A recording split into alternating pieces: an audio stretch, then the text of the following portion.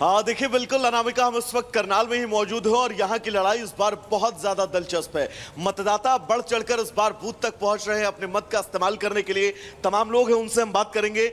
सबसे पहले मैं ये जानना चाहूंगा आपसे, क्या मुद्दे इस बार करनाल के रहने वाले हैं और फाइट किस किस चीज की है?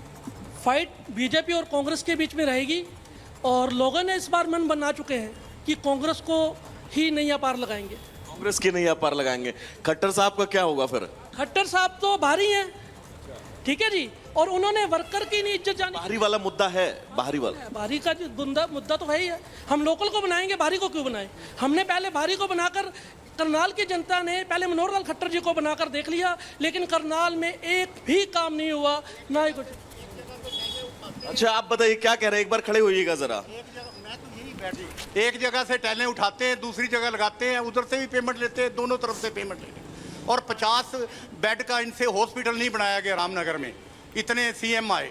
जनता तक ये मुद्दे हैं, ये जनता का ही मुद्दा है। 50 बेड का हॉस्पिटल बनाना रामनगर की सबसे बड़ी और क्या मुद्दे करनाल के हैं, जरा बताइएगा दादा। बदलाव के हैं जी, बदलाव। क्या मुद्दे हैं? बदलाव के काम तो है, काम कौन से हो रहे हैं? गरीब आदमी के काम कुछ नहीं हो रहे।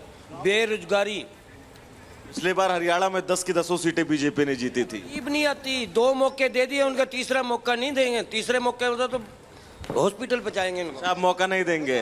कांग्रेस की है 10 की 10। कांग्रेस की 10 की 10 है, बीजेपी करिए 400 पार पूरे देश। 400 के 40 पार रहेंगे हैं। हाँ 40 पार नहीं होगा इस बार। कितनी पार हुए हैं? हरियाणा में क्या माहौल है? हरियाणा में कह रहा 10 की 10 कांग्रेस की है। करनाल में? हाँ करनाल की तो पक्का खट्टर गया। मनोहर लाल जी तो कह रहे हैं कि बढ़ चढ़ के जीतेंगे, पिछले बार से ज्यादा मार्जिन इस बार। पिछले बार करा क्या है उसने? 10 साल में करा क्या है ये तो बता दो।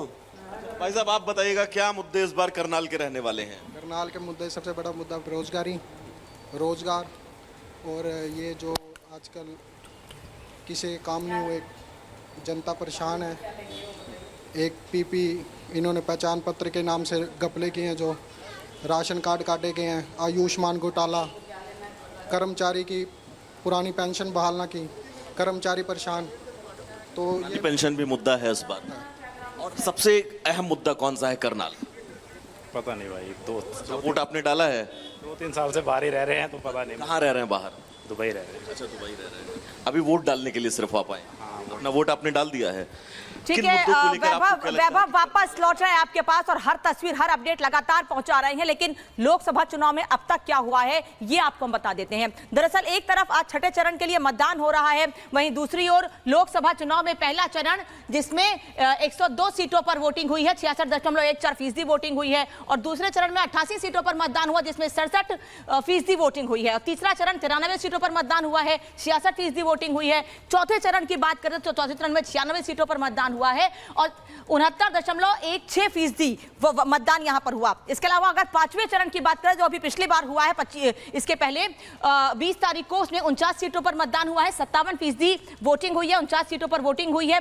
जबकि आज छठा चरण है जिसमें 58 सीटों पर मतदान हो रहा है और इसमें भी उत्तर प्रदेश पर सबकी नजरें हैं, क्योंकि उत्तर प्रदेश की 14 सीटों पर मतदान हो रहा है। वोटिंग परसेंटेज शाम 7 बजे तक क्लियर हो जाएगा कि क्या वोटिंग परसेंटेज है, लेकिन जब से वोटिंग शुरू हुई है तब से उत्तर प्रदेश के समेत अलग अलग राज्यों में वोटिंग परसेंटेज को लेकर सवाल कई बार उठा कि आखिर परसेंटेज कम क्यों हुआ है। हालांकि कुछ राज्य ऐसे हैं जहां परसेंटेज संतुष्टिजनक रहा है, लेकिन कई जगह सवाल उठे हैं कि आखिर क्या वजह है, क्या गर्मी कारण है कि वोटिंग परसेंटेज कम हुआ है। न्यूज़ रूम का रुख करते हैं, सुजाता इस वक्त हमारे साथ जुड़ी हैं।